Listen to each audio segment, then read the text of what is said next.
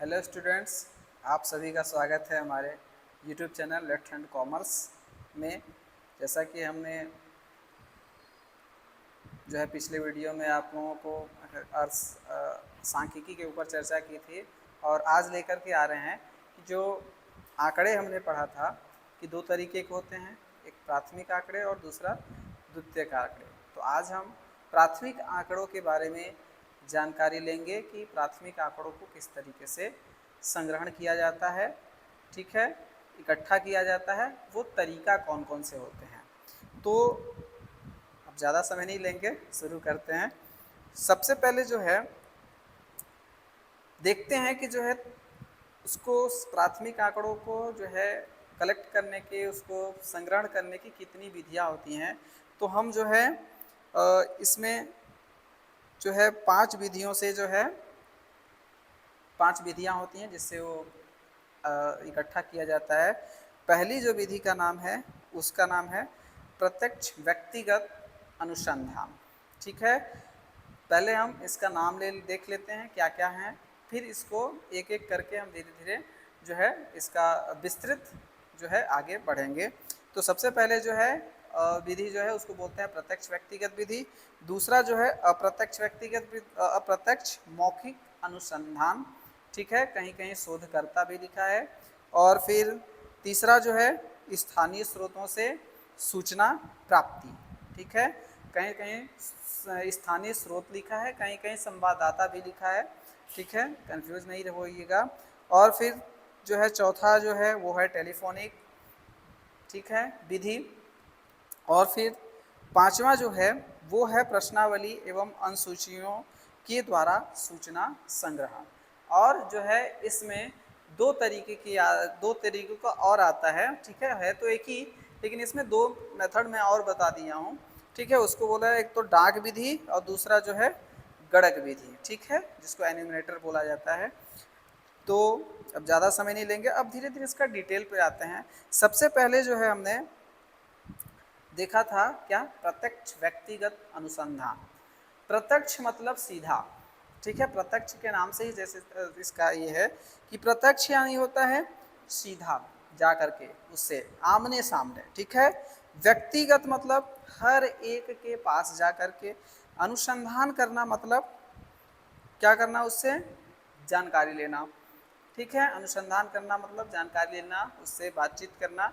तो हर एक के पास जाकर के जब हम सीधे तौर पर उस व्यक्ति के आमने सामने बैठ कर के जानकारी को इकट्ठा करते हैं, लेते हैं, तो उसको बोला जाता है प्रत्यक्ष व्यक्तिगत अनुसंधान, ठीक है। यानी इसमें दो ही लोग होते हैं, एक तो होता है अनुसंधानकर्ता, यानी अनुसंधानकर्ता यानी जो जानकारी को लेना चाहता है, ठीक है, जो जानकारी को इकट्ठा करना चाह रहा है उसको बोला जाता है अनुसंधानकर्ता, यानी जो आंकड़े लेते हैं, इकट्ठा कर रहा है। दूसरा होता है उत्तरदाता।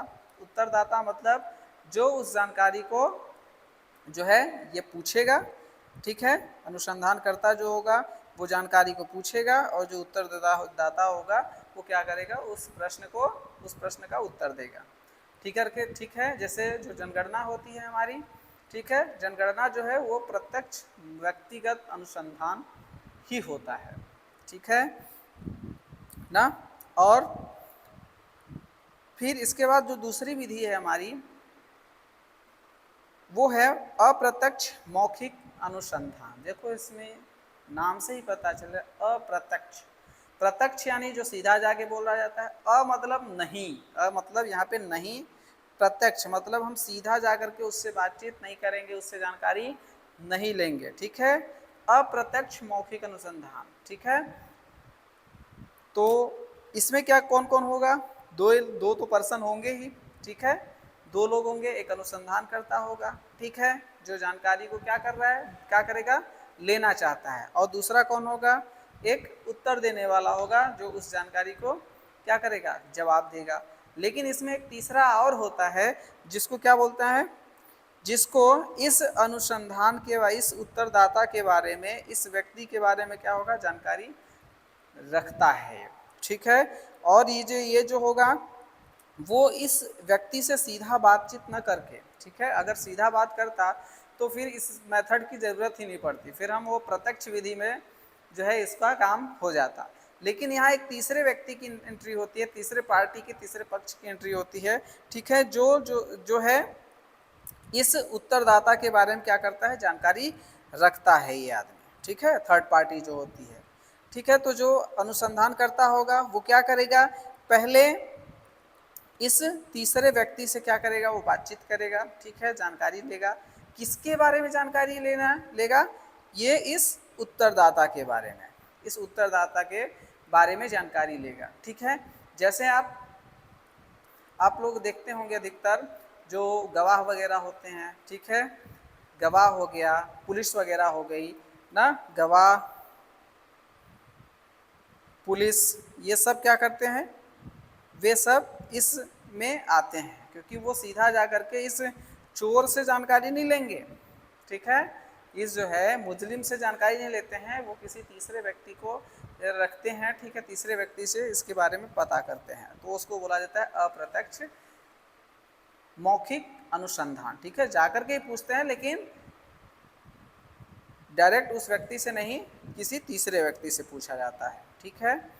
फिर जो आगे आएगा, स्थानीय स्रोतों के द्वारा सूचना प्राप्ति। स्थानीय स्रोत मतलब स्थान से, मतलब जो उस जगह से पे रहता हो, ठीक है, जो जिसको उस जगह की पूरी जानकारी हो, ठीक है, वहाँ से क्या करेंगे, हम उस स्रोतों के द्वारा सूचना प्राप्ति करेंगे, मतलब वहाँ से हम जानकारी को इकट्ठा करेंगे। ये अधिकतर कौन करता है, ये ज़्यादातर मीडिया वाले करते हैं, ठीक है, मीडिया वालों को जो संवाददाता होता है वो क्या ग्राउंड रिपोर्ट जो करता है ना, वो इसी वाले मेथड का यूज करके जो है डाटा को, आंकड़े को इकट्ठा करते हैं, ठीक है। तो इसमें कौन कौन होता है, एक तो अनुसंधान करता होगा, ठीक है, और दूसरा कौन होगा, वो क्या करेगा, जो अनुसंधान करता होता है, ठीक है, वो एक एजेंट को हायर करता है, एजेंट को रखता है, ठीक है, किसके लिए, ताकि वो जाकर के उस उत्तरदाता के पास जानकारी को इकट्ठा कर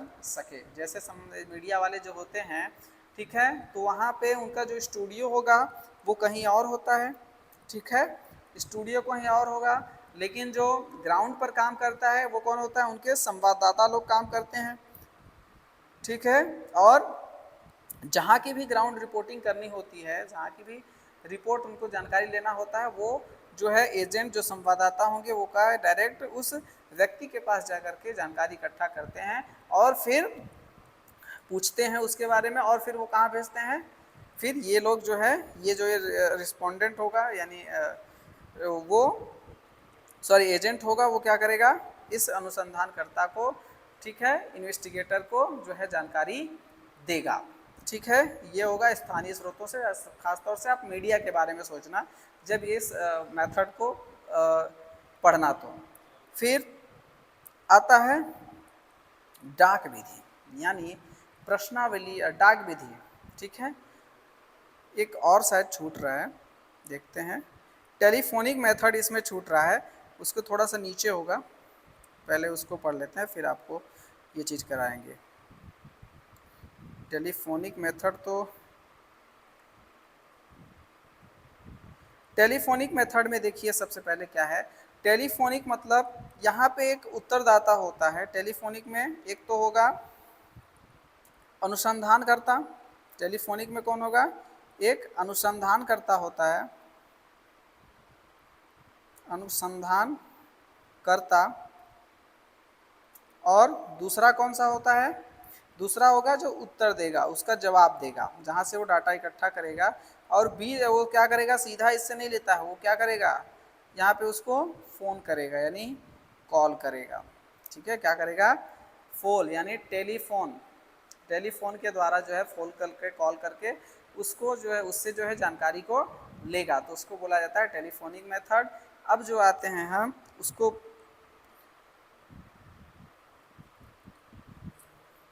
प्रश्नावली, अनुसूचित प्रश्नावली जो है, प्रश्नावली एवं अनुसूचियों के द्वारा सूचना का संग्रहण कैसे करेंगे। तो सबसे पहले देखते हैं डाक विधि उसके अंदर आता है, ठीक है। डाक विधि मतलब एक अनुसंधानकर्ता होगा, दूसरा उत्तरदाता होगा, अनुसंधान क्या करेगा, उसको उत्तरदाता को क्या करेगा, उत्तरदाता को जो है डाक करेगा, यानी चिट्ठी को डाक के द्वारा उसके घर तक पहुंचाएगा, ठीक है ना। और फिर एक प्रश्नावली होती है, प्रश्न यानी एक क्वेश्चन होगा, ठीक है, जिसमें एक ऐसी प्रश्नावली होगी जिसमें सारे क्वेश्चन होगा जो इस अनुसंधानकर्ता को जरूरी होगा, ठीक है। वो क्या करता है कि वो डाक पहले करेगा, ठीक है, डाक कहाँ करेगा, जो उत्तरदाता होगा जिसके पास वो देना चाहता है, ठीक है।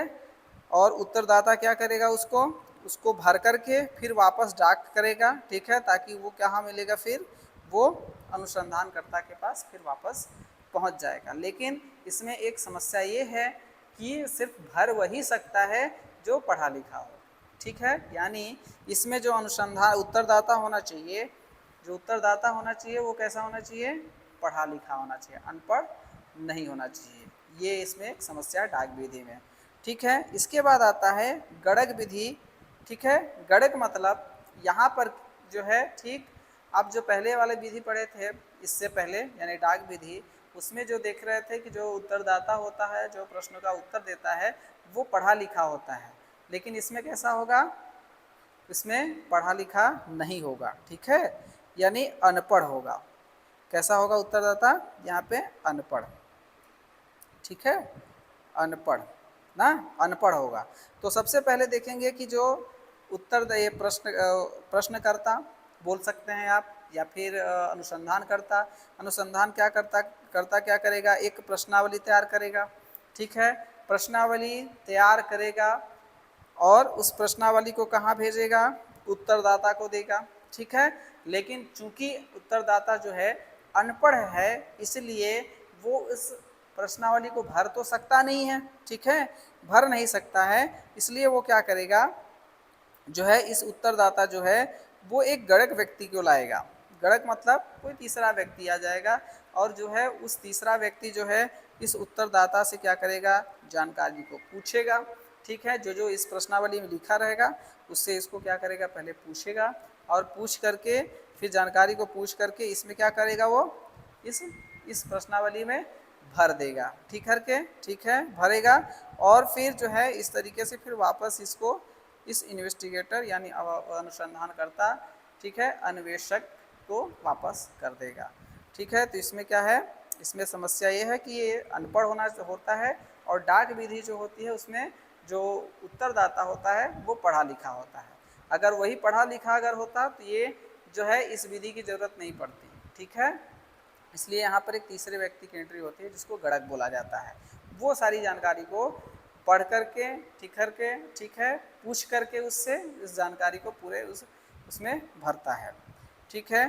तो ये सारी जो है आपको समझ में आया होगा और यही बस इतना ही है प्राथमिक जो है आंकड़े को इकट्ठा करने का विधि है, ठीक है। आई होप जो है स्लाइड हमने बहुत मेहनत से बनाया है, सोच समझ करके, ठीक है, आपको समझ में आया, ताकि प्रेजेंटेशन आप चाहें तो बोर्ड में भी इस तरीके का ही कर सकते हैं, ठीक है। आपको मार्क्स नहीं कटने वाले हैं, थोड़ा सा इसमें आप डिटेल लिख दीजिए कि ज़्यादा नहीं, एक दो लाइन लिखेंगे फिर भी आपका चलेगा।